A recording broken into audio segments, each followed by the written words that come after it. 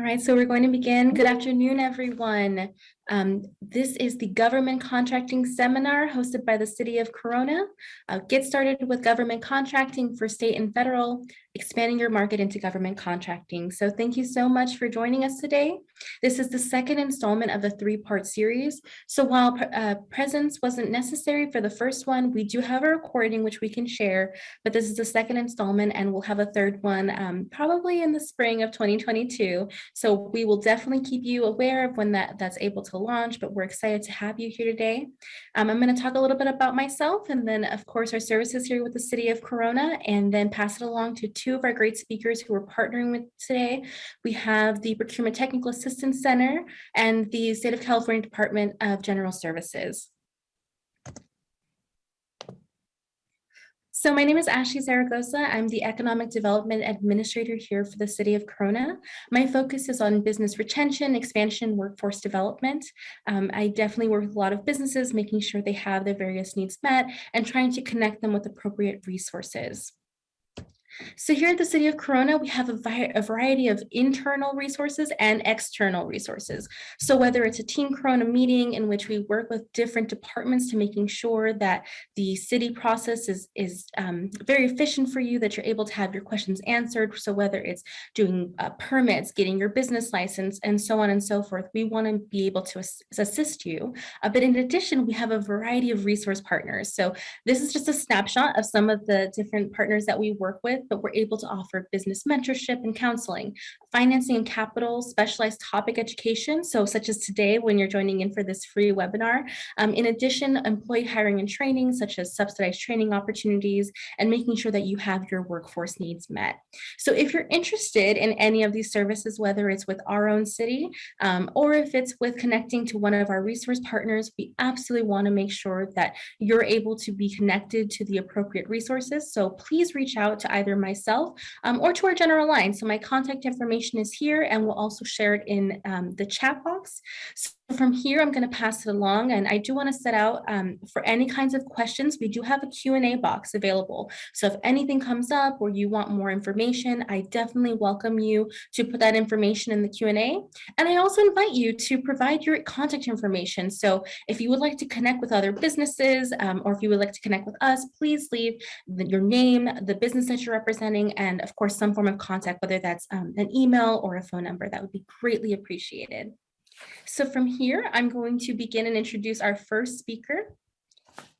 We have Dr. Julia Santana Padilla. She's the director of the Riverside Community College District Procurement Technical Assistance Center. She delivers a variety of procurement-related services to businesses interested in selling the services and products to the federal, state, and local government. Throughout her past 20 years of working with various firms in government contracting, Dr. Santana Padilla has had the opportunity to lead efforts in generating more than $445 million in government contracts and over almost 5,000 opportunities in job creation and job retention. So with that, I'm going to pass this along to Dr. Santana Padilla. Thank you. Thank you, Ashley. Just give me a quick second. I'm going to go ahead and share my screen. Okay, so the presentation should be up at this point. And before I start with my presentation, I want to make sure that everybody can locate the chat box. If you see it down at the bottom, if you can go ahead and say yes in the chat. I like my presentations to be interactive. I want to hear from you. Awesome. Perfect. Thank you very much. And then if you notice also, we have another box that is the Q&A. So that one, we're going to use that one for questions. So if you have any questions throughout the presentation, feel free to submit your question on the Q&A. So with that, I'm going to start my presentation. As Ashley mentioned, my name is Julie. I'm the director for the Procurement Technical Assistance Center. And with me is Susie Myers. So Susie, if you can say hi, she's going to be helping me today with any questions that comes out. Yes, okay. Hi, everybody. We're glad you're here. Any questions you put in the chat, I'll also look for hand raised, and so will Julie, but I may be able to answer some of your questions directly. So just let us know. We want you to let us know what your questions are. And I will be sharing our contact information in the chat as well. Thank you. Okay, so we're going to start talking about the federal government. How do we start doing business with the federal government? So before we start, I want to do a brief overview about what is PTAC for all of you that this is the first time that you attend one of our trainings. So the Procurement Technical Assistance Center, we are funded by the Department of Defense, and we are hosted by the college, the Riverside Community College District. And what we do, we help businesses to get government contract with the state, local, and federal government. The way that we provide our assistance is through one-on-one meetings and also trainings related to government contracting. All of our services are free. And for our clients, we also have a service that is the bid matching services. So what it does is that it will send you notification by email regarding the opportunities that relates to your products or services. So when we talk about government contracting, there's a lot that involve the process of the acquisition process. So in here are some of the topics just to give you an idea in what areas we can assist you. So we can help you from the beginning. If you are new to government contracting, we can help you identifying codes, getting registered, getting certified in the different small business certifications available, looking for opportunities. We also can help you identify which agency is buying your product or services, how to market to the government, understanding the acquisition process, regulations, understanding the solicitation, and we also can review your offer or proposal before you submit it. And if you receive an award, we can assist you on the contract management and submitting any invoices through government portals. So here are some of the topics that we cover on our trainings and how to become a GSA contractor doing business with a government, state government capability statement. I do suggest that you look in our website at rccdptac.com so you can see the upcoming webinars. So what are the requirements for you to become a client of us? You need to have a business already established. Your business has to be located on Riverside or San Bernardino County. You need to have a minimum of 25K in sales in the private sector or government. So you can demonstrate that you have an expertise on your providing those services and you have a past performance. We also ask you to respond to our surveys. We do send 2 surveys during the year. One is for you to let us know how we are providing our services. And another one is for you to let us know if you were able to receive a contract as a result of our trainings or one-on-one meetings. So with that, then we are going to start with here's our contact information. Sorry, we are located in downtown Riverside. Our office is right now closed to the public. We are conducting all of our services through Zoom. But if you have any question, please feel free to contact us. We will guide you in how to schedule a meeting with us. As I mentioned, all of our services are free. So now, yes, now we're going to start with the federal government contracting, and we are going to talk about the basic requirements, certifications, and how to look for contracting opportunities. So before we get started, so I can get a better sense of our audience, how many of you already are doing business with the government? If you can tell me yes or no in the chat. Okay, I get a not yet, no. I got a yes. Okay, So I see that there's a good amount of you that hasn't started with the government contract. So this is going to be great for you. And the ones that already are started the process of doing business with the government, maybe you're going to get a new information, because something that I have learned throughout all these years on serving the businesses and in government contracting is that you never reach that point that you know everything. Things change constantly, so there's always something new to learn. So the basic requirement, remember that I'm only going to talk about the federal government. Then we have our next guest speaker, which is Jermaine, and he's going to talk about the state. So for now, we just want to focus only on the federal government. So the first thing you're going to do is you're going to identify your code. The federal government uses the North American Industry Classification System, which is the NAICS code. And you normally see it as a 6-digit code. So something very important about this NAICS code is that you want to make sure that you identify the code that better describes the products or services that your company provides. So the way that you can do that is visiting their website, and all of this is free. You're going to go to the NAICS website, and then you can search on the first field that is say 2017 NAICS search.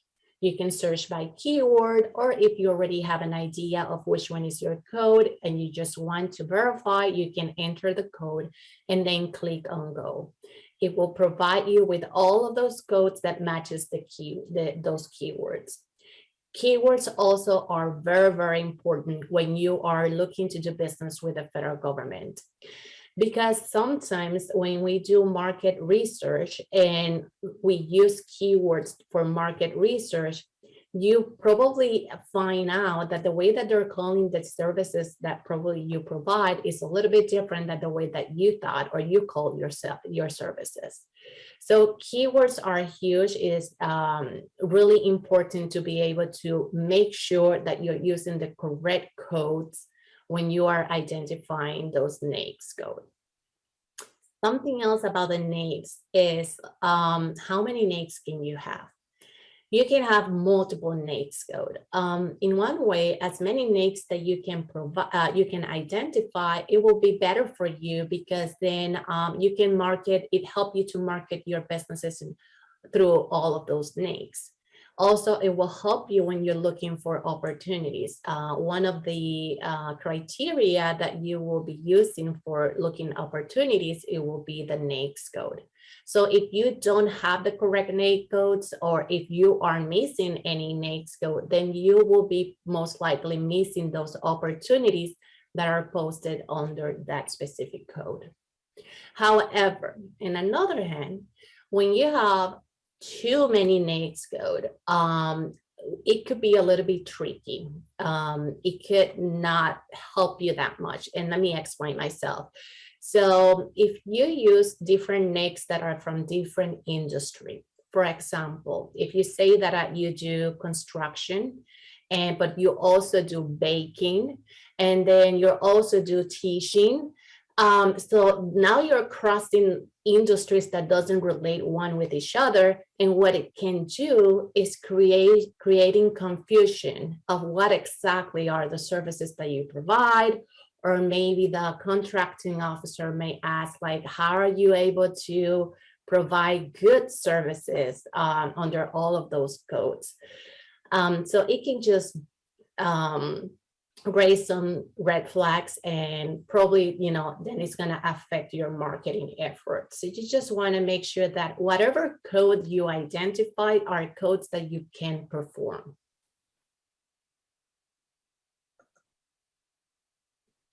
There's another code that the federal government use, and is the product and service code, is the PSC codes.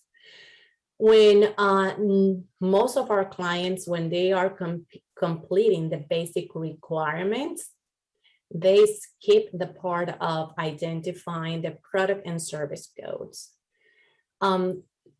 depend on the services and the products that you provide. Sometimes PSC, what it does for you is gonna narrow the search when you're looking for opportunities. The combination about those two codes is just gonna make it a little bit more specific to the products or services that you provide. Also depend on the agency that you may be targeting to do business with. They may only use the PSC for searching opportunities. So you will see this code constantly. I always like to introduce to our clients at the beginning so they are aware of it and they can use it for their benefit in looking for opportunities. So how you can get the product and service code. So this is an actual PDF document, and I think Ashley's gonna share the copy of these presentations. So I included all the links, and those links is gonna take you directly to the source. So you are just make sure that you're looking at the 2021 edition.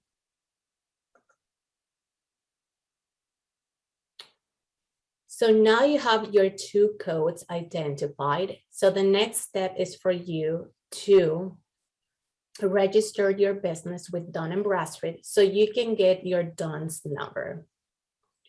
So the DUNS number, it basically is a 9-digit code that is a registration about your business. Is free. And at this point, just make sure that Dun & Bradstreet is a corporation, it's a private corporation. They do have two websites. They have a commercial website and they have a government website. So if you notice in one of the screenshot, it has the two arrows. One is to continue for government and the other one is for the commercial. If you land in the commercial one, they may want to charge you for the DUNS number. So if you get to that point and they're trying to charge, then you know you are in the incorrect site. You need to make sure you are in the government site. In the URL, you also notice that it's a fedgov.dmb. That's another way to just make sure that you are in the correct one. This is pretty easy to get your DUNS number. They're going to ask you for basic information, what type of business you have, the structure, if it's a corporation, they're going to ask you for the NAICS code, the owners of the business. It's pretty simple. Once you completed the request online, you automatically basically get your DUNS number.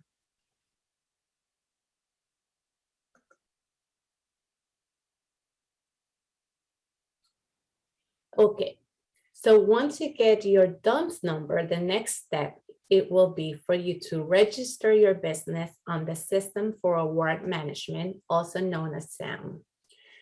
So in order for you to register your business on SAM, you need your NAICS, which is the codes, the North American Industry Classification Code. You need your DUNS number. You also need your bank account information. You need the routing number of your bank and at least one point of contact from your bank. And the reason that they ask you for your bank account information is because depending on the purchasing or contract that you may get, they probably will pay through electronic fund transfer. So they get your bank information through SAM. And also you want to make sure you have your tax ID available. So this is the website that you will be registering for SAM, is sam.gov.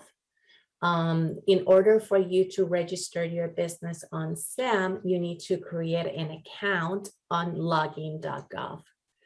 So when you click on login.gov, it's going to take you to this website. And then you're going to create an account. This is where you set up your user password. Something that is really important about the login.gov account is one, that make sure that the email you're going to use is the administrator email. It's is from someone that is or the owner, management, so that if the person leave, then you still have access to that email. Because the first time that you register on SAM, whatever email you use, that's going to become the administrator of your account. And it's just quite a process to try to detach that email if you want to just change it and then have another email attached to your account.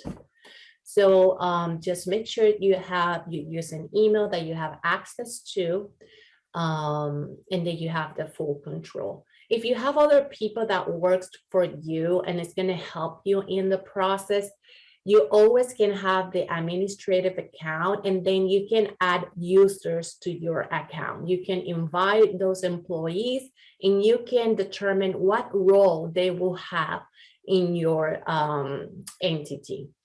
That way you just keep the control of everything that is happening on SAM.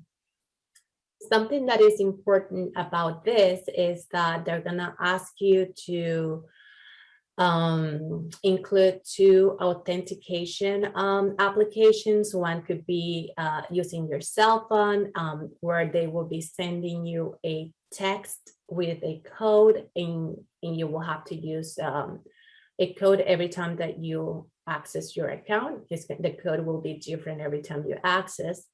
And if you cannot, for some reason, you don't have access to your cell phone, that's why they ask you for a second option.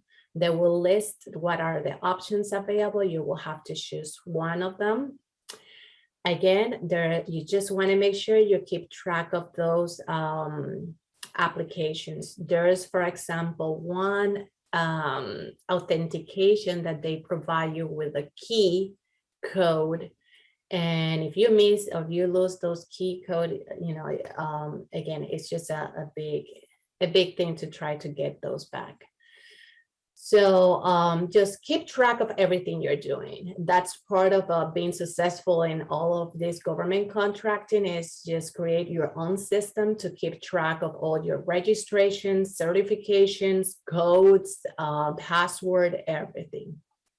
Now, once you get registered in login.gov, then the system will take you back to SAM. On SAM, you're going to select to register your entity. That's actually when you're going to enter the information about your business. Once you complete the information on SAM, it's going to take approximately 5 to 10 days to become active. And once your registration is active, that's when you will have the green light for you to participate in any federal government contracting opportunities. Things about SAM is that you always want to maintain that active registration status, and the way that you can do that is updating or renewing your profile once every year. The system will notify you 30 days before expiration date, so you can go back in the system if you haven't been in the system for that long, and then you can update your entity. I'm going to do a brief pause in here just to see if there's any question at this time. If not, we can continue. Susie, is there any question? We do have one question from Linda that went to just host, so not everybody. And she was asking that, will there be an email with all the links, which I believe Ashley is sending the follow-up with all of our presentations. That's correct? Yes, that's correct. Yes. So the email, anyone who registered or anyone who's joining in on this webinar now, they'll be getting an email with the attachments. And when you go on there, it's a PDF, but you can still click on the links and be able to access all the different things that our speakers are talking about today. Thank you, Ashley. And the other question, which Julie, you may see it, but she's asking, is the beauty field included? And it's really an interesting question, which is, even though it's specific, to maybe answer to the group, because maybe you can touch a little bit on the on where they would sell those type of products to the federal government? Well, beauty, what? If it's a product, if it's services, not sure what it referred to, but the federal government buys everything. So, for example, most military bases, just to say almost all of them, they have barber shop. They have places where they go, military personnel go and get haircuts. So those are contracts that those business have with the actual, it could be because of the PX, it could be different organizations that are the one that matches that. So, oh, I see. Oops, let me see. I think that there was an explanation. Yeah. Okay. Yeah. So I know they buy a lot of things. I don't know for sure yours, Linda, but what we do, and this is something we do not just with services that we're not that familiar with, but this is one of the first things we do is market research. We look at previous award. We search for those type of services that you provide, and we look to see if in the past they have procured or contract those services, so we can identify if yes, who is buying those products and services and how they are buying. So what I suggest is that just if you schedule a meeting with us, we can set up a meeting, and then we can go over market, do a little bit of research, and then we can give you a better answer.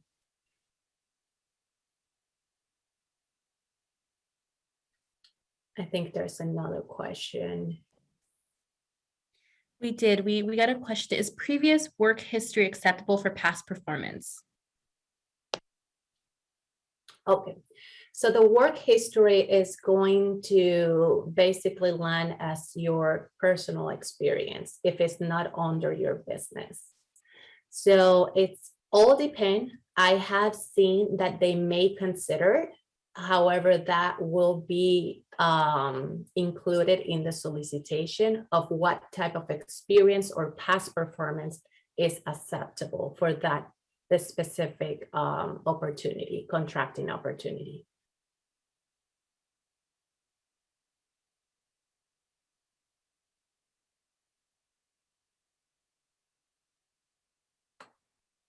Okay. We don't have any more questions, but I did see a comment where someone did say, I just started my business this year, but I have 20 years of experience. Yes, again, so it's all depend on the field as well, where you at, but in the solicitations will actually determine what type of experience they will be accepting for that specific procurement or contract. Okay, so those are all great questions. Thank you for that. So let's continue with the presentation. So now what we're going to talk about is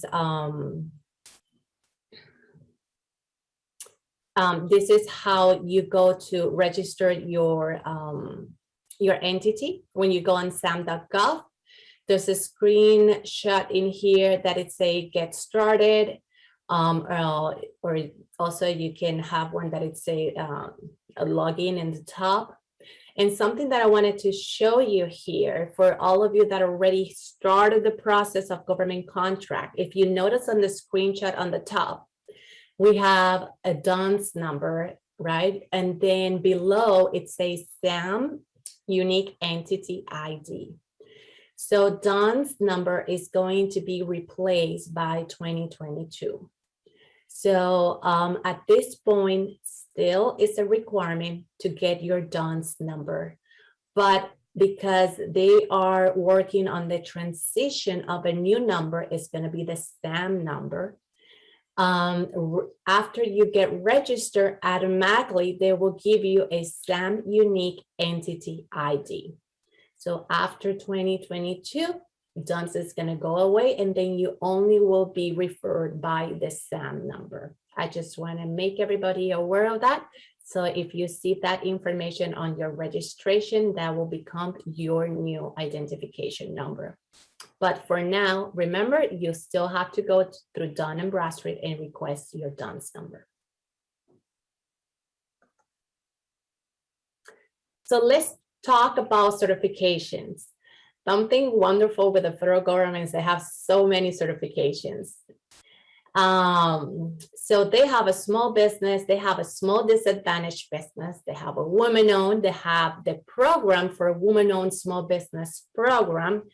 And they, under that, they have a woman-owned small business and economically disadvantaged woman-owned small business. They have a veteran-owned small business, disabled veteran-owned small business, Hubzone 8A business development program.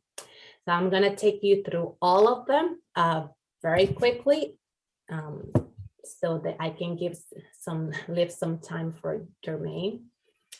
So let's talk with, before I get that, with a small business. Small business is a self-certification. So that is going to be through SAM, the System for Award Management. So depend of your services, of your NAICS code, the system, and also depend on the sales and the average number of employees, the system will determine if you're small or not.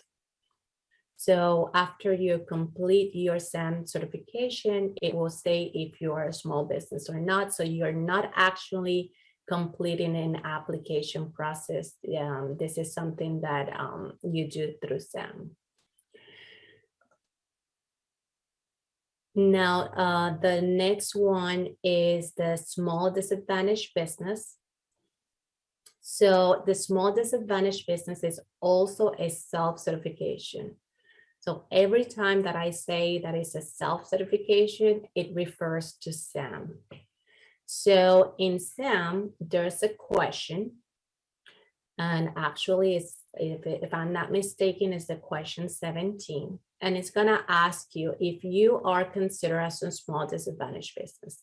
The requirement is that the owner or whoever owns 51% or more, that has to be socially and economically disadvantaged. Socially means that it needs to belong or be considered as part of one of the ethnic group that is already presumed as a socially disadvantaged. And then economically is that the net worth of the owner cannot be more than $750,000. If you meet both criteria, then you can select yes on the question 17, and then you will be self-certified as a small disadvantaged business. The benefit about the small disadvantaged business is that if you are looking to do business with a prime contractor, that prime refers to the company that holds the contract directly with the agency. So you will be a subcontractor. So if you're looking to do business as a sub, they consider businesses that are certified as a small disadvantaged business. Another certification is the woman-owned small business. As I'm gonna go back because I don't want to confuse, but you're gonna see 3 women-owned on SAM. There's gonna be the first one that you see here, woman-owned. There's gonna be a woman-owned small business, and then an economically disadvantaged woman-owned small business. Woman-owned means that you are the owner or a combination of owners that owns 51% or more of the business. They're a woman and they have full control of the business. So you can select that you are woman-owned. However, SBA, they do have the program for a woman-owned small business. And this is an actual application process. So this is what is the SBA Woman-Owned Small Business Program. They have the Woman-Owned Small Business certification, and they have the Economically Disadvantaged Woman-Owned Small Business. So woman-owned small business is basically the same, is that you own 51% of the business or more, and you have full control of the business. The economically disadvantaged woman-owned small business is when the woman meets 3 criteria. And is that her net worth is not more than $750,000. The combination of all of her assets is not more than $6 million. And the gross yearly income is not more than $350,000. If you meet the 3 requirements or criteria, then you can apply for an economically disadvantaged woman-owned small business. So if you go and apply for EDWSB and you get approved, you automatically become WSB. However, it doesn't work the other way around. So this is the actual website that you will have to complete the application process with SBA. It's the beta.certified.sba.gov. So you will have to come here and then complete the application and submit it. Once SBA review it and if everything is fine, they will give you their certification and it will show up on your SAM registration. The other certification is the 8A Business Development Program. This one, the requirements are similar to the business disadvantaged small business. So the owner has to be socially and economically disadvantaged. Socially, as I mentioned, has to be part of one of the ethnic groups. Economically means that the net worth cannot be more than $750,000. However, in order for you to apply, this is an actual application process. In order for you to apply for the 8A, you need to be in business for at least 2 years. But when they say to be in business at least for 2 years, they want to see some kind of a revenue or sales generated. So they're going to ask you for support documents, financial statements, and also the taxes for the last 2 to 3 years. They want to make sure that your business is already financially stable in order for you to perform a government contract. This is a great program because it does open up a lot of opportunities. There are contracting opportunities that are set aside only for 8A businesses. And also a contracting officer is able to award a contract directly to the business without going through competition. This is the website that you can go and complete the 8A application. It's certified.sba.gov. So if you notice, it's very similar to the one for woman-owned. The difference is that the other one has at the beginning the beta. The other one is beta.certified, and this one is only certified.sba.gov. I know they have a lot of different websites. Hopefully soon they will merge all of them. And then the other certification is Hubzone. So this is another certification from the Small Business Administration. Now the requirements in here are very different because this is depend of the location of your business. So there's 2 requirements. One is that your business has to be located in a Hubzone area. And the other one is that at least 35% of your employees need to reside in a Hubzone area as well. You have to meet both criteria in order for you to apply for a Hubzone certification. So the best way to find out if you are located in a Hubzone area is going through the SBA Hubzone map and enter your address. If you look at the map, it looks like there's nothing out there. But once you enter your address, then you will see there's some street that they're Hubzone. There's other streets that are not Hubzone. So just to make sure, you have to go and enter your address. So if you meet those two criteria, this is another great certification. There's not that many Hubzone businesses that are certified.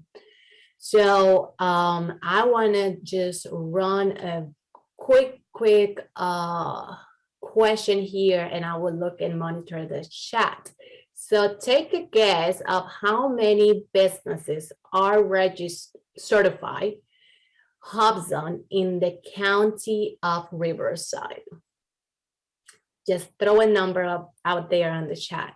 Let's see if I see 300. Okay, what else?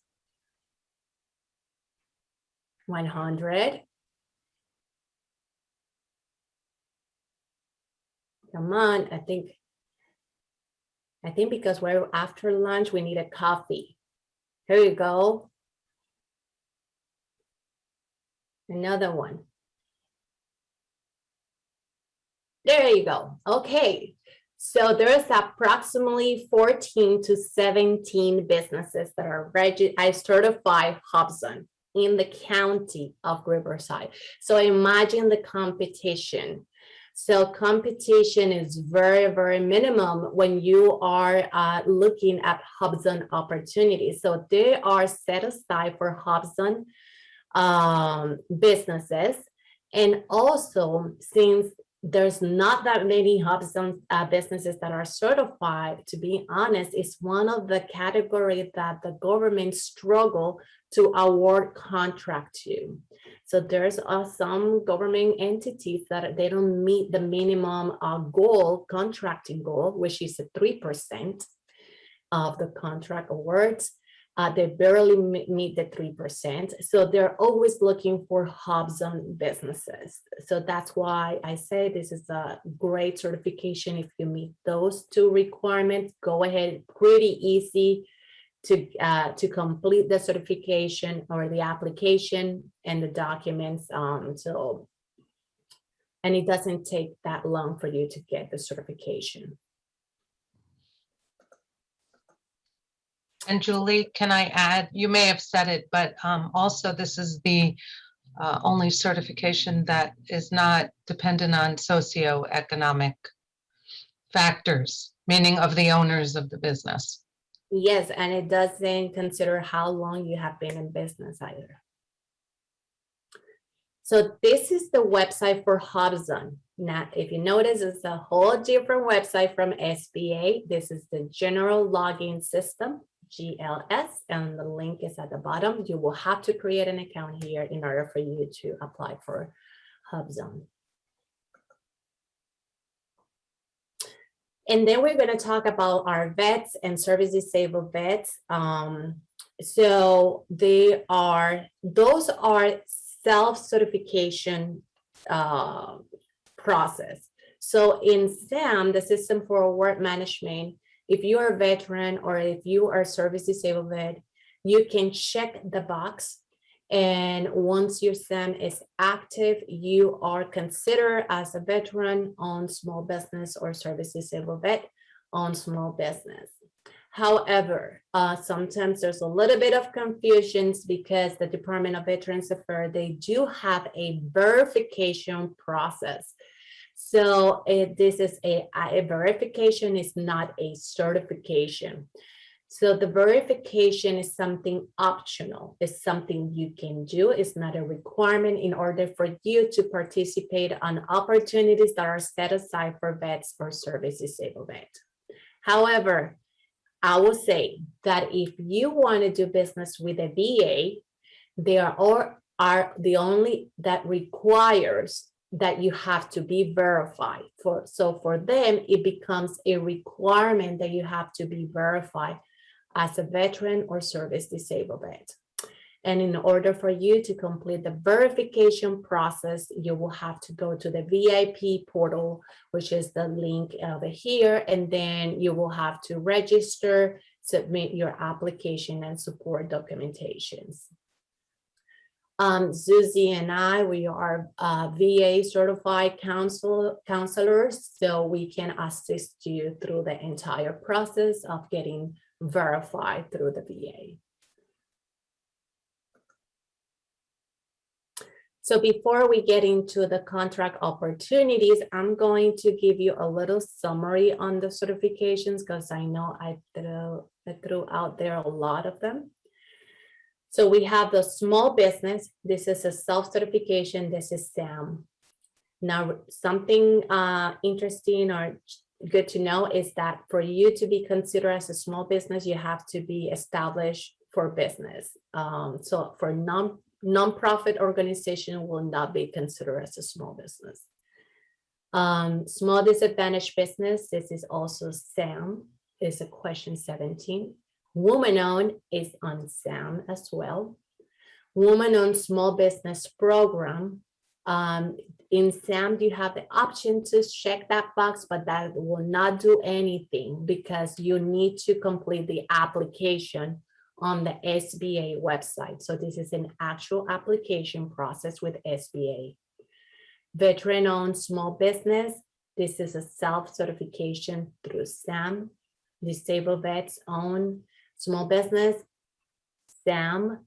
Now remember, there's the VA verification process. It's optional unless you're doing business with a VA. Hubzone is an application process with SBA. 8A is an application process with the SBA. Another thing good to know, they are set aside. Set aside means that there are opportunity sets for a specific group. So they are set aside for small business. There's no set aside for small disadvantaged business. There's no set aside for woman-owned. They are set aside for woman-owned small business program. There's no set aside for veteran-owned small business. There is set aside for disabled veteran-owned small business. They're set aside for Hubzone and they're set aside for 8A. So did everybody got all of that? Yes, no? You can send me emojis so I know how your brain is right now if it's too much. The good thing is, as I mentioned before, we can help you through the entire process. We help you with all of this certifications. If you have questions, we will guide you through the entire process. We can like share screen and make sure that you're completing everything okay. So how we're doing? We're doing good. We're almost done. Uh-oh, where's everybody? Good, thank you. Okay. Awesome, perfect. So let me move forward. Julie, there's a question in the chat. Do you see it or you want me to read it? Let me check.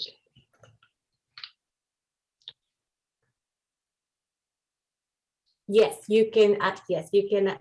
The question is if you're able to get certification even though you have a full-time job. Yes, you can.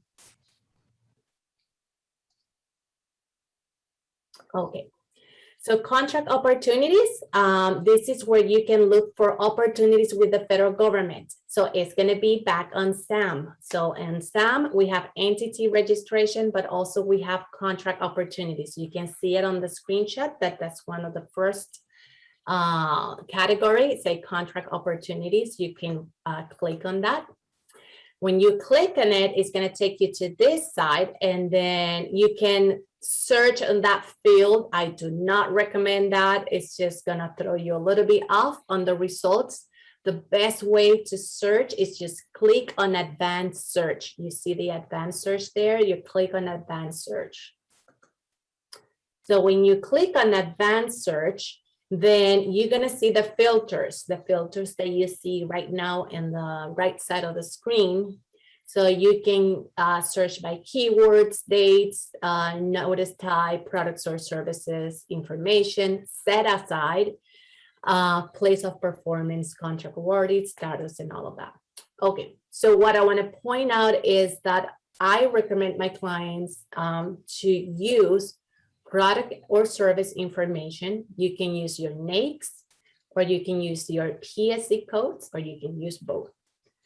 Another thing is that sometimes our clients, they do have a limitation in how far they can go to perform services. So in here, you can use the filter of the state. So you can click on place of performance and select the state of California or the state that you can perform. And then the other thing is that sometimes there's old information. As you enter the filters, you will see the results is going to change. It's going to be updated. So another suggestion is that you click on dates and you select that you want to see the opportunities that are going to close on the next 3 months. That way you can only see opportunities that are open. If not, you may see information from 2015, 2016 that is already closed and it's not relevant. It's just going to take your time. There's 2 ways that you can search. You can search as a guest. You don't need an account to go and do this search. You can go in sam.gov and go click on those areas that I told you and do a search. That's fine. However, if you have an account, you will have more options that you can use. You are able to download documents that maybe they're restricted. You get able to follow contract opportunities, and also you can save searches. And I want to take the opportunity to let you know that on November 17, we are having a webinar only on how to search for contract opportunities on SAM. So if you're interested, go in our website, register. It's an hour. And then also we're going to help you so you can set up your search at the same time that we're doing our webinar. And then on the left side, this is how you see the results based on your filters. And if you're interested in the opportunity, what you would do is you're going to click on the title of the opportunity, and then it will open up all the descriptions and attachment if it has attachment, and it will provide you information on how to respond to the solicitation. Okay, so then that will be all for me. That's the basic. There's a lot more. Remember the first graphic about government procurement and the procurement process. There's way more than that. But I just suggest that use our free services. Let us know how we can assist you and contact us. And if there's any question, if not, let me see, because I barely can see the chat. Okay, I don't think. The one question, but I'm not sure what it was in reference to, is which one in specific?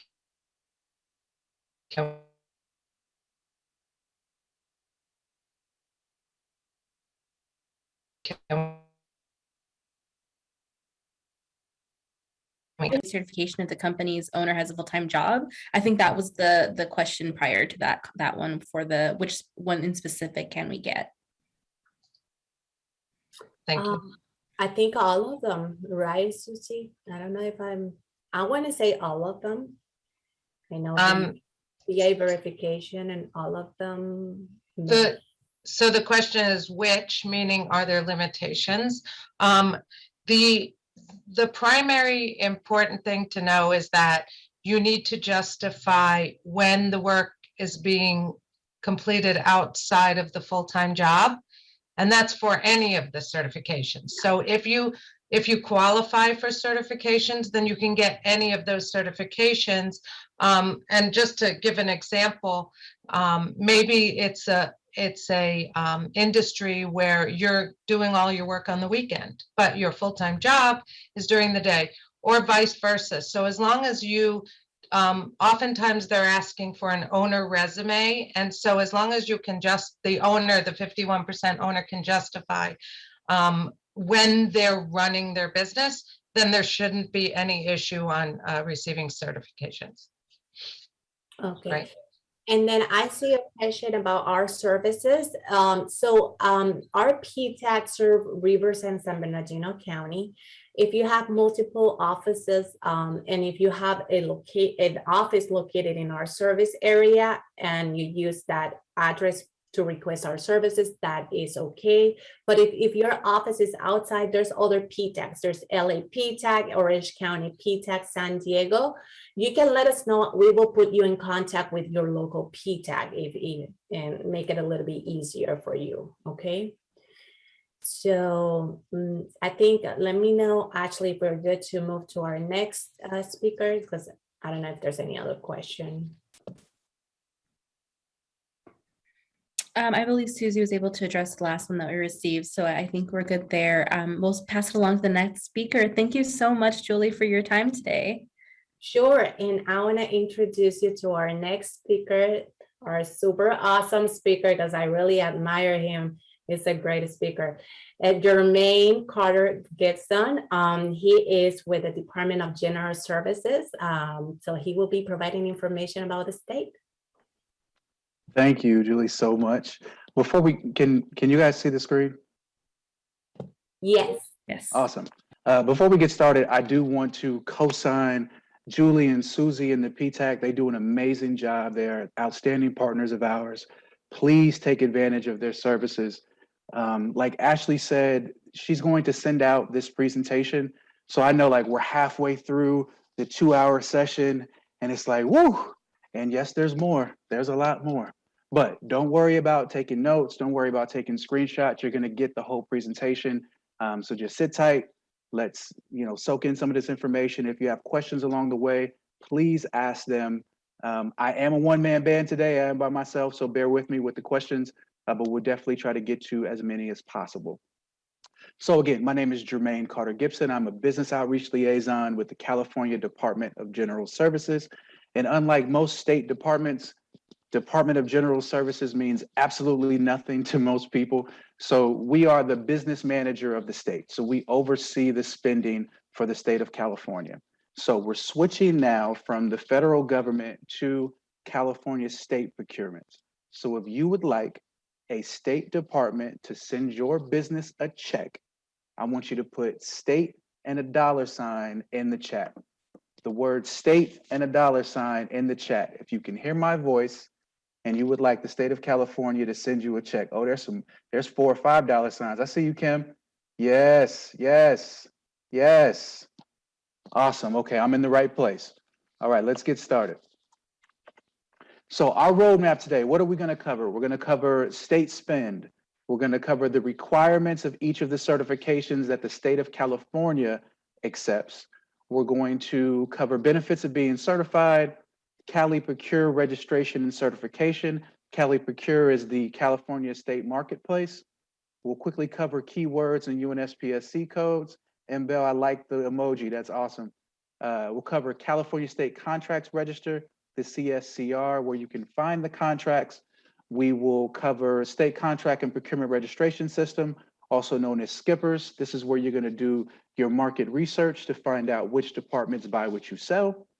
Then we're going to cover how to find small business and DVBE advocates. Advocates are people in each department that are put there to assist you, and commercially useful function. So let's dive in. First, last fiscal year, the state of California spent $12 billion with a B dollars. 463 million of that went to certified DVBEs. 2.8 billion with a B went to certified small businesses. Now, what most people don't know about the state of California is that we have contracting goals, that we have goals to spend 25% of our money with certified small businesses and at least 3% of our money with certified DVBEs. Now, for the money that we spend with you to count towards those goals, you must be certified, okay? So let's talk about the certifications.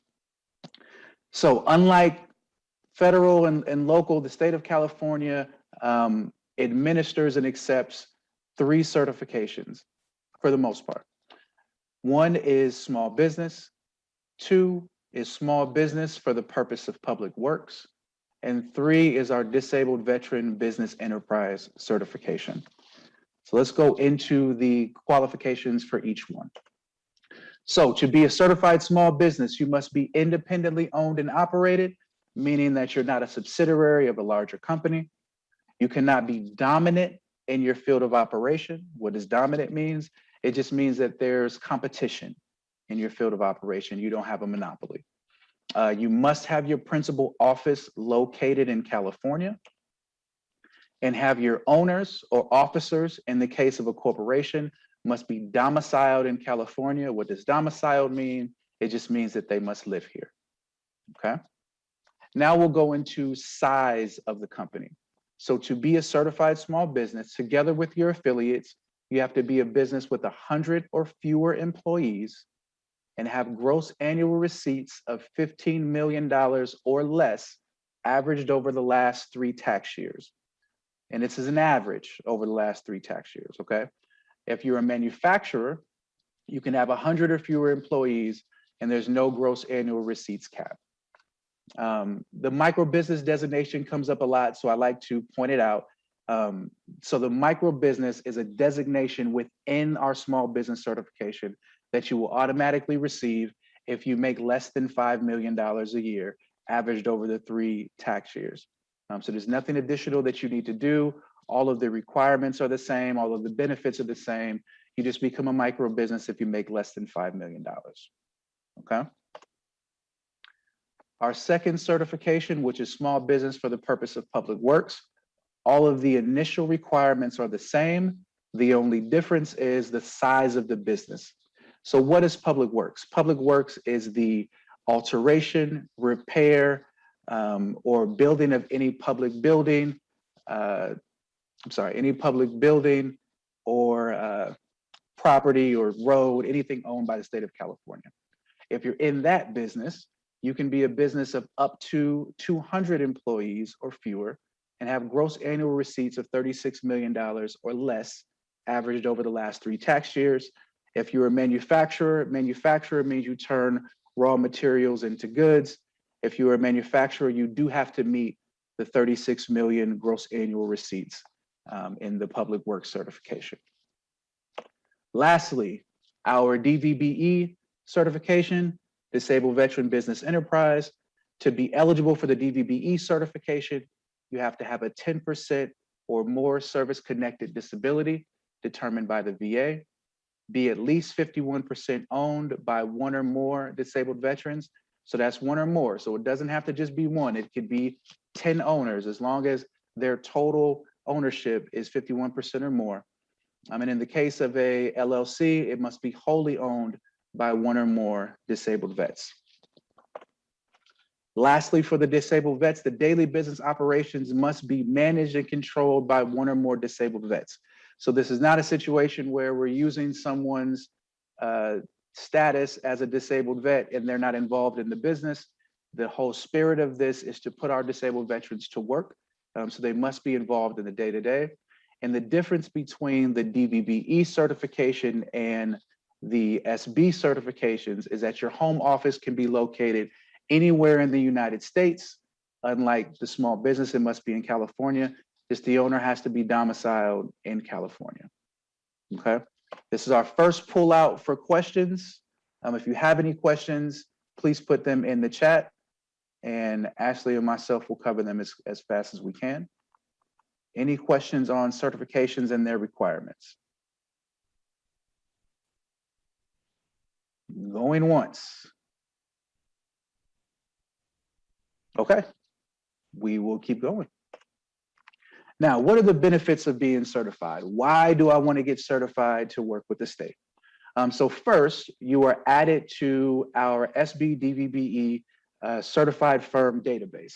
This is where state agencies, excuse me, go to find certified firms. So keep this in mind. I'm going to show you how to find opportunities, but a lot of opportunities will find you because you're in the database and you're a certified firm with a robust profile. So being added to the database so opportunities can find you is very important. Number 2 is a small business bid preference, which is awesome. This applies to competitive solicitations with very few exceptions. So in the next example, I'm going to show you how this works. In the next example, you're going to have a certified firm and you're going to have a non-certified firm. And they are both going to be bidding on a competitive solicitation where low price wins. Okay, Let's take a look. In this example, bidder A is our non-certified firm. Bidder B is our certified firm. Bidder A, our non-certified firm, is going to bid $100,000 on this opportunity. Bidder B is going to bid $102,000 on this opportunity. So the way the small business preference works is that we take 5% of the lowest non-certified bid, which in this case is $5,000, and we're going to subtract that from all of our certified firms' bids. So in this case, bidder B bid $102,000 minus the 5% bid preference. It's now $97,000. They now win the bid because they're the lowest, 97 compared to 100,000. But what's awesome is that not only do they win at their $102,000 bid. So they're going to get the full amount of their bid, but they were able to win because of the preference. This is a huge opportunity and a huge benefit of being a certified firm. We also have a DVBE incentive. The DVBE incentive applies to all competitive solicitations that include the DVBE program requirement. So you're going to see it written in the solicitation if there is a DVBE incentive and how much it is. The incentive percentage is up to 5%. And again, it must be identified in the solicitation. The last thing that's awesome, yes, Kim, I see you, Kim. The next thing that's awesome is that they are stackable. So let's say you're dual certified, you're a small business and a DVBE. You can stack the 5% from the last example to the up to 5% in this example. So you could potentially get 10% off of your bid in a competitive solicitation, which is awesome, right? Those are great benefits. The last benefit, this is where we talked about that the opportunities may find you. So this is the small business DVBE option. This is a procurement method that a buyer in a state department can use to procure goods or services. So for goods, services, and IT goods or services from $5,000 up to $250,000 minus a penny, or public works up to $333,000, they can use this procurement method.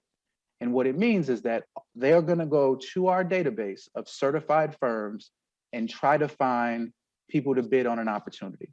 They only need 2 bids from 2 SBs or 2 DVBEs, depending on the option that they're using. You can't mix and match them. It has to be 2 SBs or 2 DVBEs or more. And then they can make a purchasing decision, right? So this never goes out to the public. You're not competing with large firms. It's only going to our certified database, and you're only competing with SBs, small businesses, or DVBEs, right? So it's vitally important that you market your company to state agencies that have a first policy. We'll talk about that, and I'll show you that in a little bit. And also building a robust profile with the keywords and UNSPSC codes that match the goods and services that you provide. And we'll also cover that as well. But those are the benefits of being certified.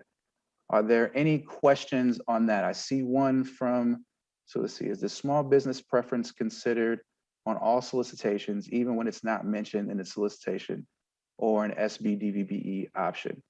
So not in all solicitations, only in competitive solicitations. Competitive solicitations meaning that in those low price wins, they could be doing other acquisition methods, which are like fair and reasonable, where the low price doesn't necessarily win. But if I'm reading your question correctly, the preferences would still apply. I apologize. The preferences are still going to apply, but the outcome may not only be based on low price, if that makes sense. Yeah, and you know, that one was from me, and Julie and I have talked about this. We see the DVBE preference mentioned in almost every solicitation, but we don't see the SB preference mentioned. And so therefore, we're trying to determine, is it always a 5% factor? Yes. Okay, that's Yes, great. Thank you. Absolutely. That's a great question. Thank you for pointing that out. We also have a question which says, which certs can you stack? Which certification stack? Yes. So the small business whether it's small business for the purpose of public works, can stack with the DVBE certification, those two, the incentive and the preference. You have to be dual certified though. You have to meet both requirements for small business and DVBE. And then at that point, you can stack the incentive and the preference.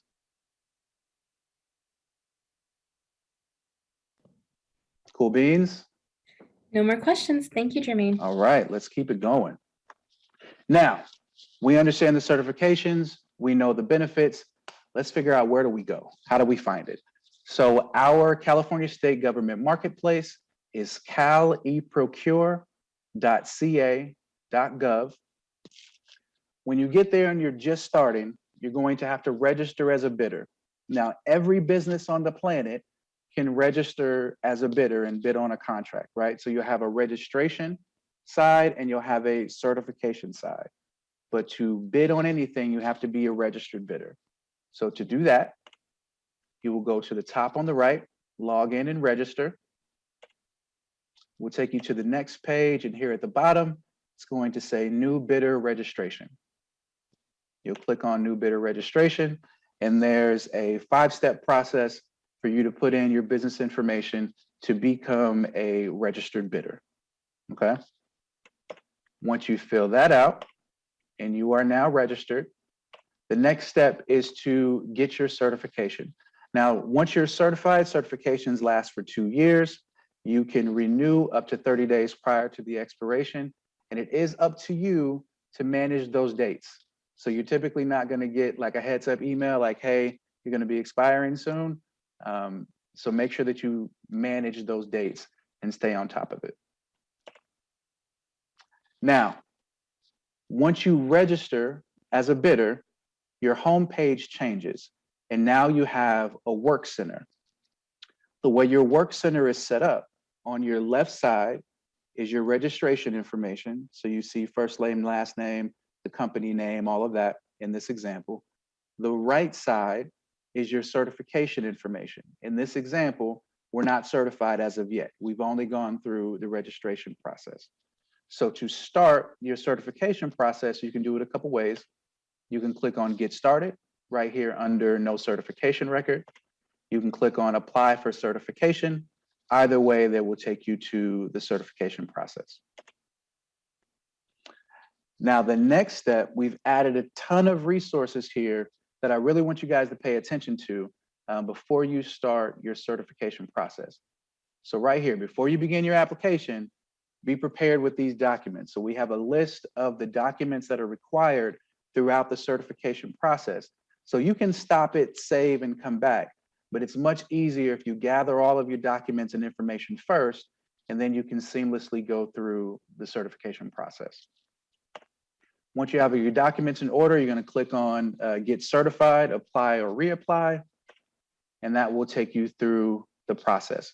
It's going to take you to this Get Certified page where you have more documents on each of the certifications, the requirements for each, the benefits, and below that, you have all of the certifications that you can apply for, and you have checkboxes next to them. So we talked about being stackable, being dual certified. If you think that you qualify for both small business and DVBE, for example, you can check both boxes and you'll go through one certification application instead of doing SB first and then coming back and doing the DVBE. So we make it to where you can combine them in the steps.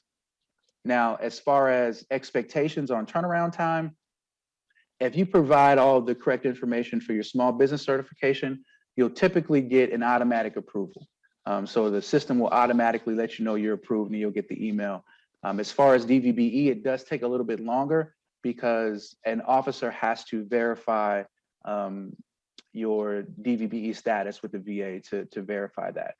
So that takes a little bit longer, but they happen pretty quickly. All right.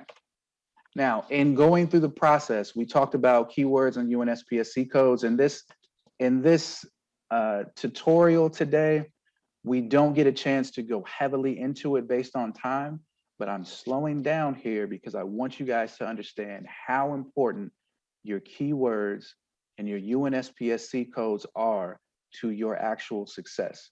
So remember earlier, I said some opportunities may find you, The way those opportunities find you is, let's say I'm a buyer, I'll go into the certified database and I'll search by a keyword or UNSPSC code, whatever comes up, those are the businesses I reach out to, right? So having a robust profile, spending time with keywords and UNSPSC codes is important. So let's define them. First, what is a keyword? So a keyword describes a good or service that your company provides. So like concrete, environmental services, legal, words that we would search if we were, let's say, doing a Google search. I mentioned Google, but our search system is not like Google, because in Google will say, hey, did you mean this? Or you put in trees, I'm gonna give you leaves and branches and all of it's intuitive, right? Our system is going to search for exactly what you put in there. So you're gonna wanna make sure that the words that you put are words that someone would search if they were looking for your type of business, okay? UNSPSC codes, which are different than NAICS codes that you heard about earlier. UNSPSC code stands for United Nations Standard Products and Services Codes, classifications. These are 8-digit codes that are used to identify a good or service. We have an example here of what a code looks like. We have a resource, UNSPSC search.apps.dgs.ca.gov. You don't have to remember that, you'll get the slides.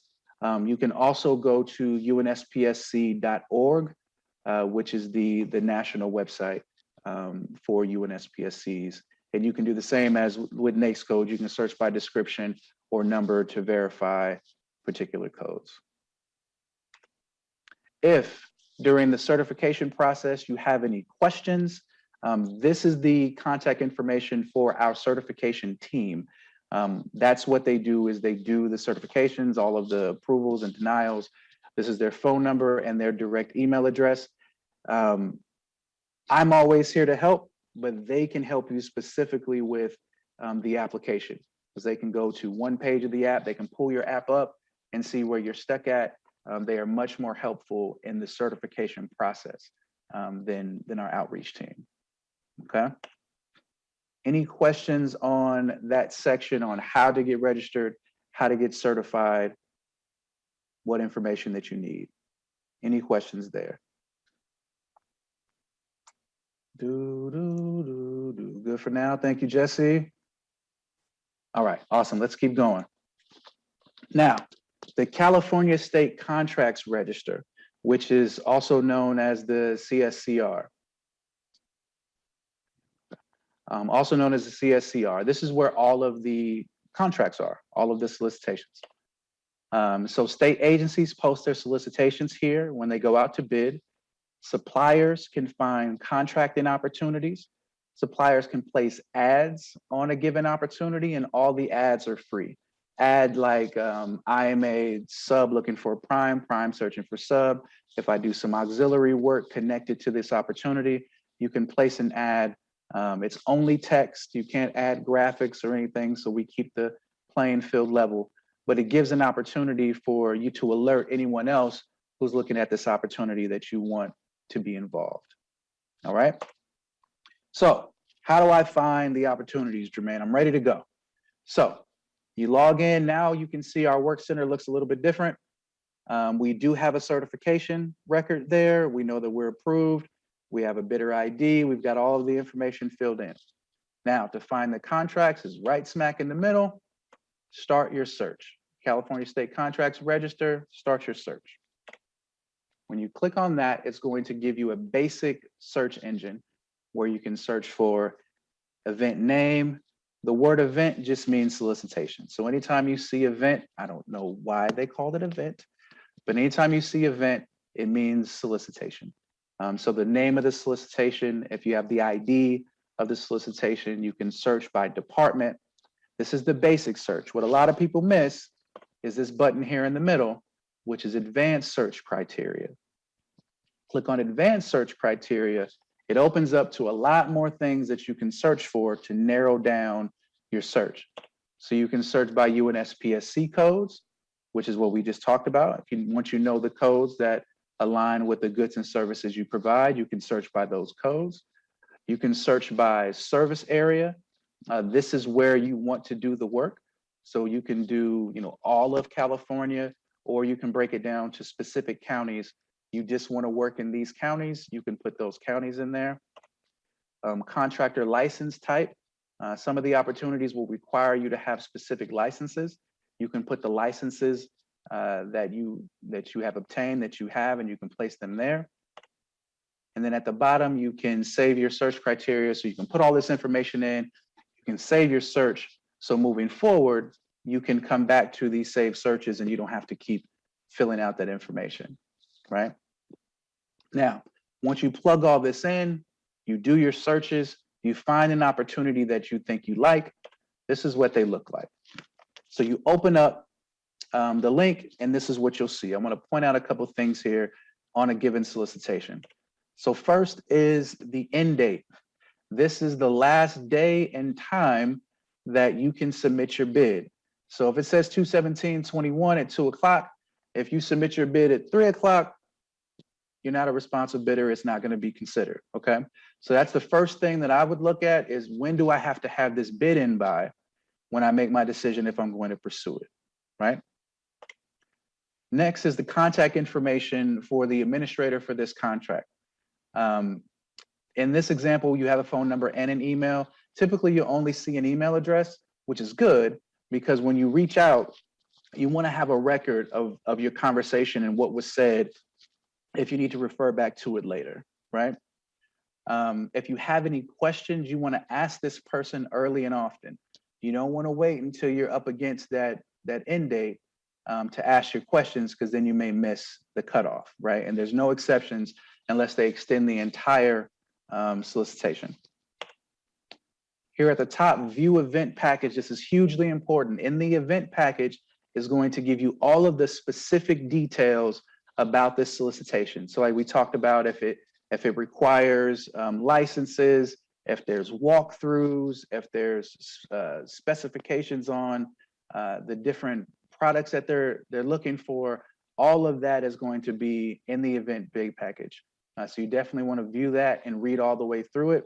There's an example of, they were looking for a lawyer, and part of the bid package said to submit Skittles with your bid. You had to do it in person. It was a bid package, paper package. Submit your bid with Skittles. It was either Skittles or M&Ms. I have a sweet tooth, so I love them both. And those that didn't, they were automatically not a responsive bidder. But that's because they were looking for a lawyer who pays attention to detail, who they expect to read every line of a contract, right? And so you want to make sure that you're reading these packages to make sure that everything that is being asked for, you can check the box. We talked about posting a vendor ad. There's a button there, post vendor ads. If you don't see that button, that means that you're not logged into the system. So you just need to log in, and then you'll see the post a vendor ad. Okay. Any questions about a solicitation, the different parts of it, how to get to it? Any questions in that section?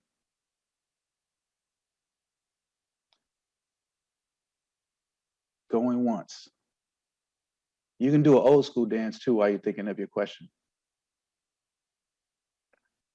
All right, let's keep going. Actually, if you can hear my voice, put yes in chat. Thank you, Rich. Thank you, Kim. All right. All right, still rocking and rolling. All right, now let's look at how to research and reverse engineer your efforts. So let's talk about the state contract and procurement registration system, also known as skippers. This, because we're talking about the state of California, right? Small business owners, we don't have a ton of time and resources to cast this huge net on the entire state of California to try to find an opportunity, right? So what do I do so I can find out which departments buy what I sell so I can narrow down my search? This is what this section is about, okay? And I believe in Julie's presentation, she talked about looking at past procurements as well. So it obviously applies with the federal government as well. So when you're logged in, you're back at your work center. Well, this is how we look for past purchases to find out what the state has purchased in the past to predict what they will purchase in the future from us, right? At the bottom on the left, it says find public procurement information. You'll click on that. And under search for past purchases, skippers, you will click on that and it will take you to a basic search field. In this example, we've just done a description search by surgical mask because that was been a hot topic, obviously, since the pandemic. So I searched surgical mask starting in March of 2020 to February of 2021. And one thing I do want to point out, it's not in this example, but you do see advanced search criteria there in the middle, right next to search and clear. You can click on that and you can add UNSPSC codes as well to your search. But why do I do this? What am I searching for? So I put in surgical mask. What I come up with is 231 procurements. First thing I find on the left is the department who purchased it, right? So when I'm looking at this, I start to see the same departments over and over again. So now I'm taking the big state of California and I'm narrowing it down to maybe 4, 5, 6 departments that I know routinely buy what I sell. Next to that is the purchase document. This is a hyperlink that will open up and show you the quantity details of the procurement. So if they bought, the description may say the first thing that they purchased, but maybe they bought 10 other things as well. You'd be able to see that in the purchase document. You can see the description, you see the grand total. So one of the questions is, well, how do I know my pricing? I want to be competitive in my pricing. Look at the total amount that we paid for it. Look at the quantities. You can figure out the pricing. Supplier name, this is who we purchased it from. You'll see next to that if they were a certified firm or not. If they're certified, their profile is in our database, right? So that's your competition. If it were me, I would search their profile, look at their codes, look at their UNSPSCs, their keywords, and I would compare their profile with mine. They've been successful, right? So let me see if there's any codes or keywords in their profile that's not in mine. Next, acquisition method. So remember, we talked about there's different ways that a buyer will buy things and different types of acquisition methods. So you see SB option in the first couple examples. That just means they went directly to small businesses. It never went out to the public. You see some cooperative agreements. You see competitive as well. So let's say I'm doing research and every result that I find, and I look at acquisition method, it's part of an agreement, whether CMAS or cooperative agreement, and it has the contract ID number. Well, now I know I'm not going to be able to find this opportunity in the regular search because they're buying off of an agreement. They're buying off of an existing schedule. So now I need to figure out, take that number and figure out how can I get on that schedule, right? And so all of this information, also to the right of it, will have the buyer name and the buyer contact. I cut that off because buyers change. But this is vital information, and you can download it into an Excel spreadsheet so you can sort it or whatnot. But now you can take the big state of California, narrow it down to a couple departments that buy what you sell, know who your competition is, know how much they're paying for those goods and services, know the acquisition method, and now you can attack these departments with a lot more information. Okay. Any information on how to do that market research? I heard, was this recording be shared? Ashley, will this recording be shared?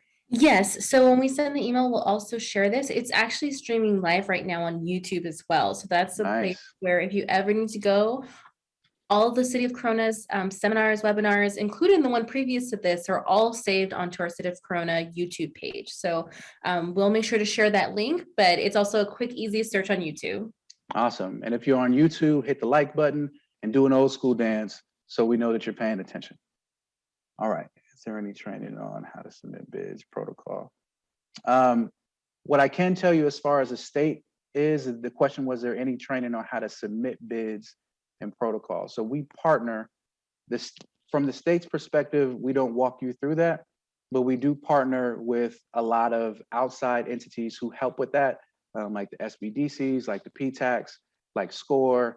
So there are opportunities to get that type of coaching, and we do have links on our website to our partners. All right, let's keep moving forward. Now, how do I get help within the state?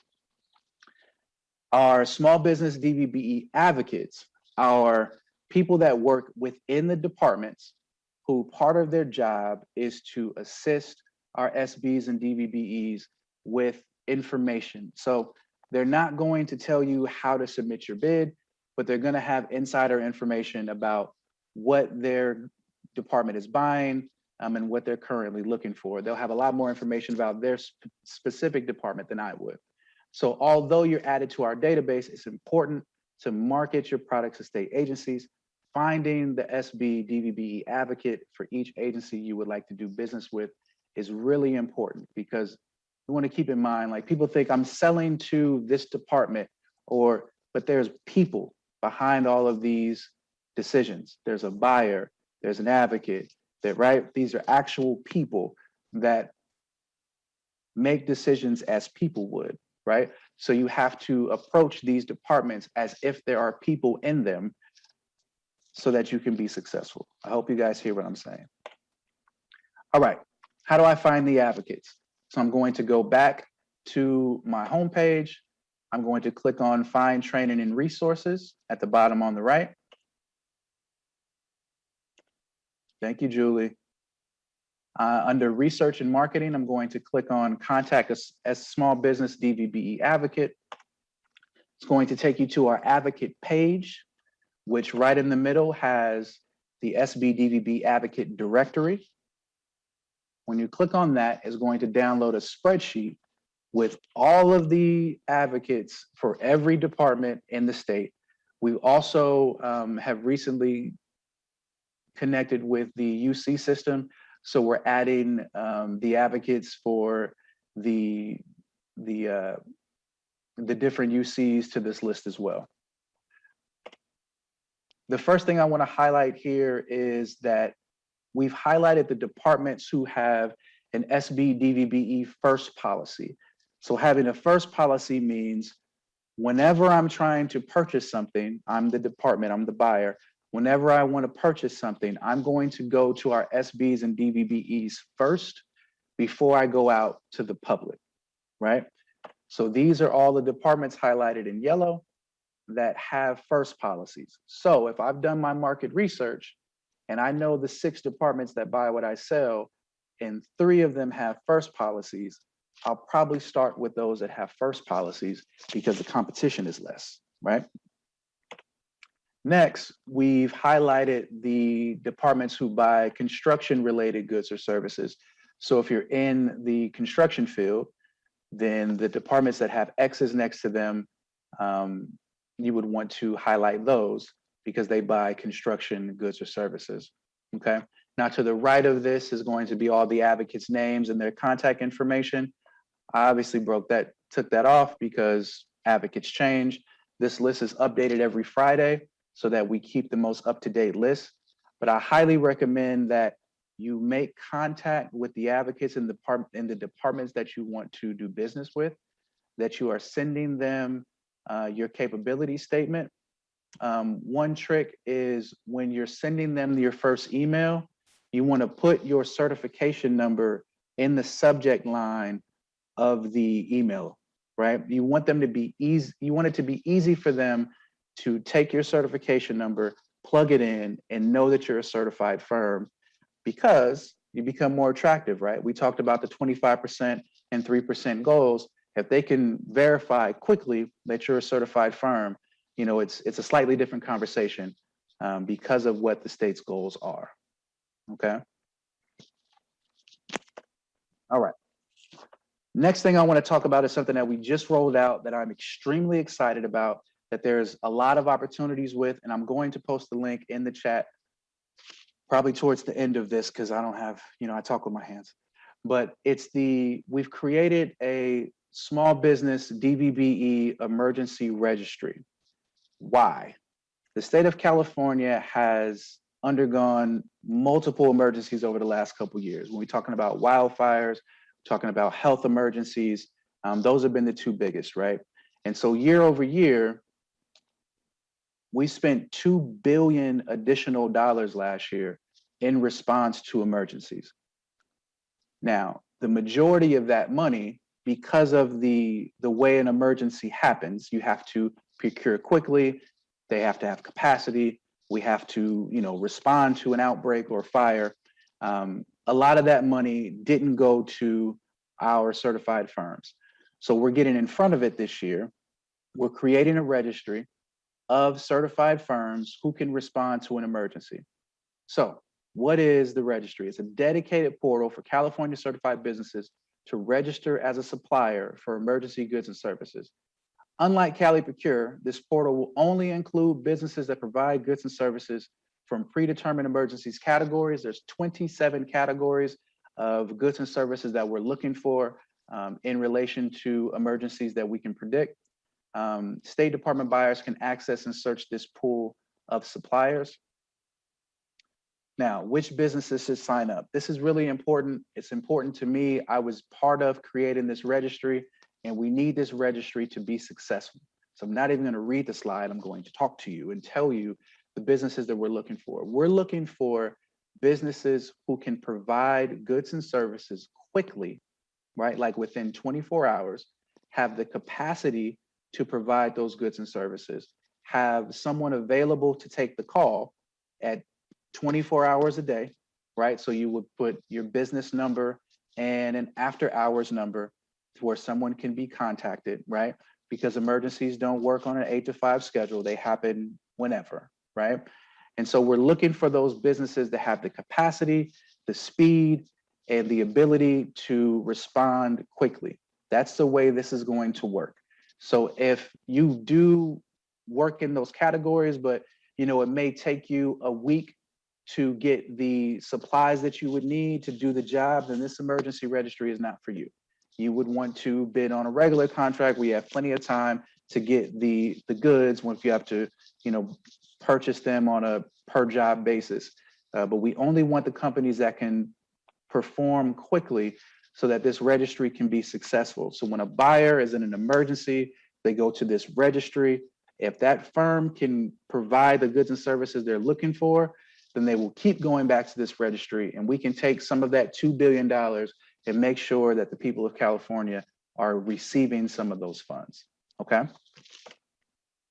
And this is a list of some of the categories that we're looking for on the emergency registry. Debris removal is huge. So much money has been spent on debris removal in relation to wildfires.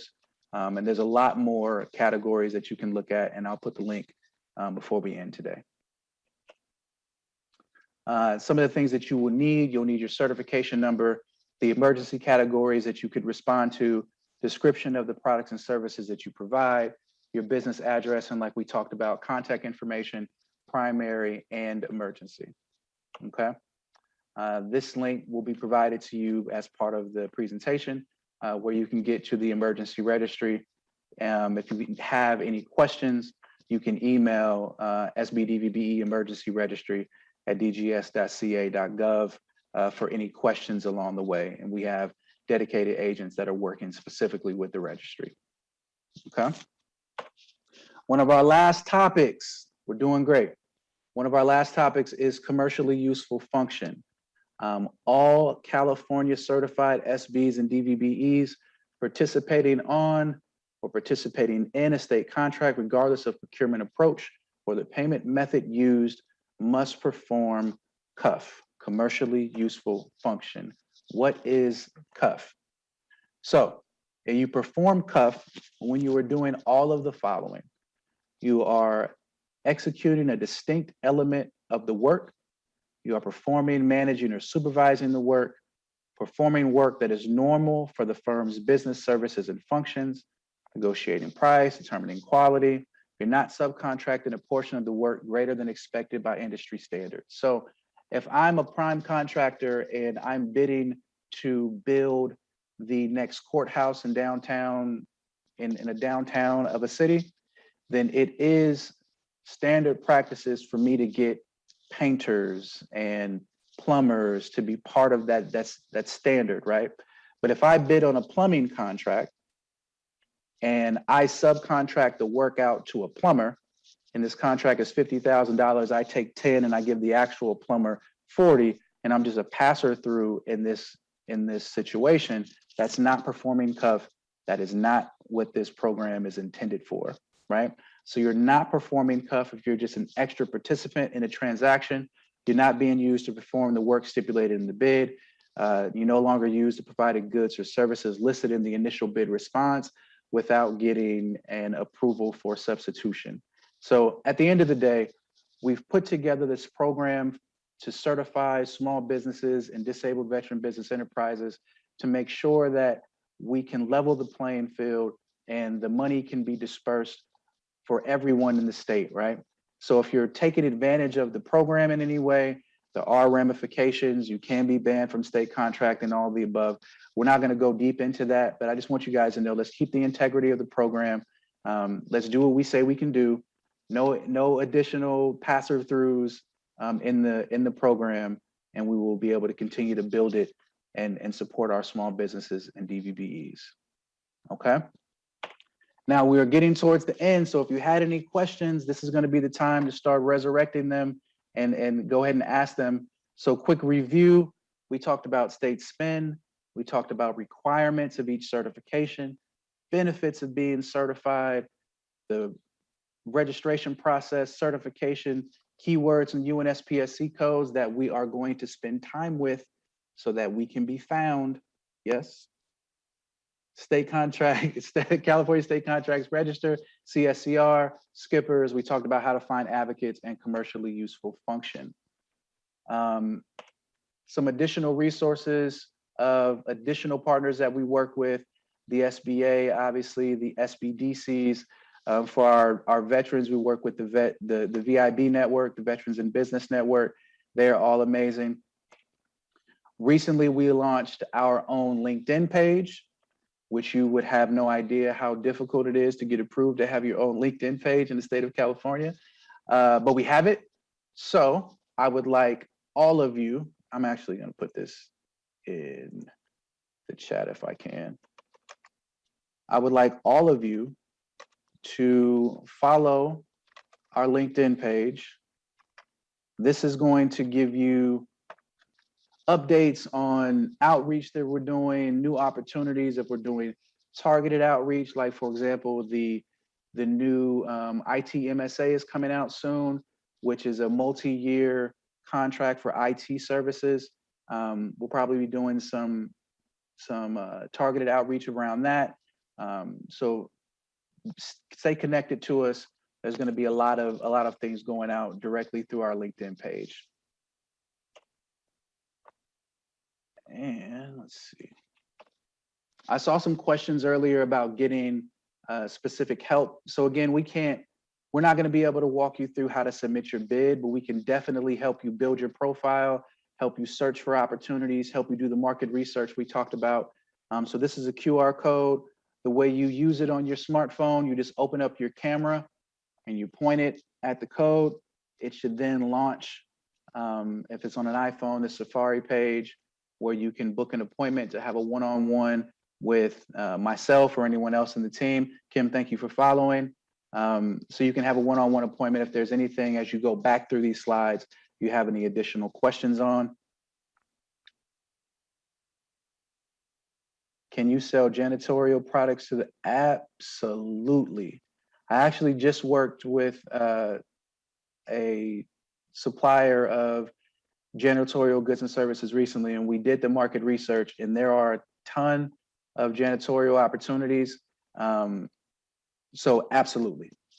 Now I will tell you, and we can talk about, you can talk about this offline, or but some of those services are purchased off of an existing schedule, meaning that they don't go out to the public. But book an appointment with one of us, and we can definitely walk through that, show you the departments that are buying those, and then the advocates in those departments can give you the specifics. Okay. This is my contact information. But the business outreach email, business@dgs.ca.gov, may be the best because I do a lot of this type of stuff. So I'm not available for 2 hours out of the day.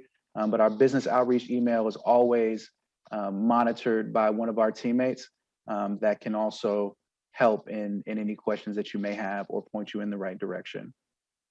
And the how do I book an appointment was through that QR code. So you can book an appointment using this QR code. It will take you to the appointment page where you can book a one-on-one appointment with myself or the rest of our colleagues. And you'll be receiving the slides, so you don't have to get it right now if not. All right, last chance for questions. Thank you all for sticking with us over all of this information. It was a pleasure to be here. If you guys have any additional questions, please ask them. We can do a little Q&A. We did get a question. Can I get help if I'm in a different state? Can you get help if you're in a different state? So if you're looking to bid on California opportunities, we can help you find them. But you wouldn't be able to be a certified firm because it will require you to be in California and have your address in California. But we can still assist you to find opportunities, yes. PTAC can help them too. They must have a local PTAC. I suggest to look at them. If not, send me an email. I will give you the contact information for your local PTAC. Awesome. Thank you, Julie. I did see an additional question of, do you plan to do a session like this in the near future? We do have a third part to this series. Like I said, we are going to have all of these recordings available. They are available again on our YouTube for City of Corona. In addition, when I do a follow-up email, I'll make sure to include that link so people know where to go. But the third one, the third installment, we're still finalizing details. We're hoping we can do something in person, but as everyone knows, with the pandemic, we've gone back and forth with what's permissible.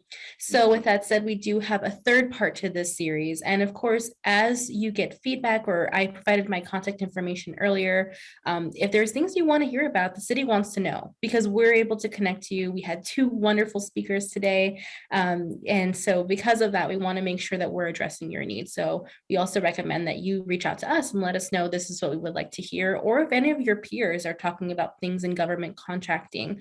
We saw a big need for this. There's a lot of interest. There's a lot of great opportunities. And so I want to open up that dialogue.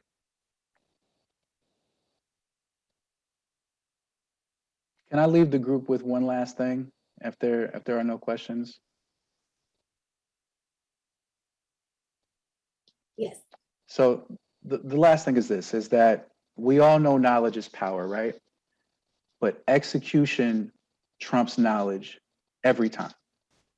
Knowing the information and knowing the right thing to do is great, but we've got to execute, right? We've provided all of this information. You have all the links. You've got access to us. Please execute. Please execute, because we're looking for you. And we're looking to funnel this money to our certified firms. We're looking to help. So let's execute. Thank you so much, Jermaine. Very true words. And I really want to use this time to just thank everyone for joining us today. And we do realize that you have busy schedules. So again, we are going to have a third part to this series and making sure that we're able to address your needs. The presentations will be available, and that will have the contact information from all of our speakers today. Thank you so much, Julie. Thank you so much, Jermaine. It was really great and insightful. And again, if you have any questions, you have our contact details also in the chat box if you want to pull those now. But there are a variety of ways to connect, and we're really supportive and big on finding ways to partner with state, federal, and local government. So please reach out to whoever you're looking to speak with. And we're always great here at the City of Corona, a great starting point. So if you don't know where to go, we can help lead you in that direction. So thank you so much for your time today. And that concludes our presentation, unless any of our speakers have any final comments.